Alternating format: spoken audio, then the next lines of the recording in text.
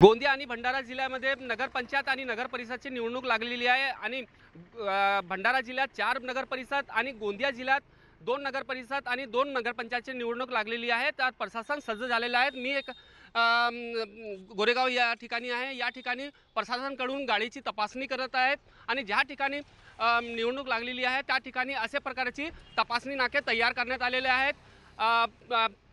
तपासणी जे करत आहे अधिकारी ते गाडी थांबवून त्याची तपासणी करत आहेत। आमच्यासोबत अधिकारी आहेत। ताई काय सांगणार, कसे प्रकारचे आपण इथं तपासणी करत आहात? इथे आम्ही ज्याही गाड्या जातात त्या थांबवून आम्ही संपूर्ण गाडीची तपासणी करतो।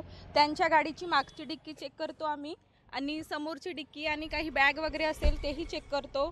त्यांच्या डिक्कीमध्ये जो पण सामान आहे त्यामध्ये कुठल्याही प्रकारचे अवैध प्रकारे दारू किंवा ज्वेलरी किंवा मग रक्कम जाणार नाही याची पूर्ण खबरदारी आम्ही घेत आहोत।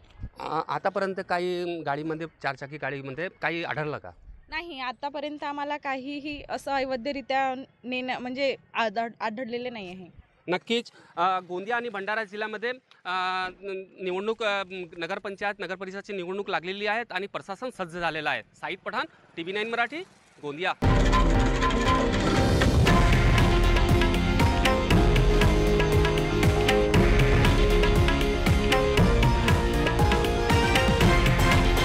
हे आहे देशातील नंबर 1 न्यूज नेटवर्क आणि आपण पाहत आहात TV9 मराठी, एकमेव।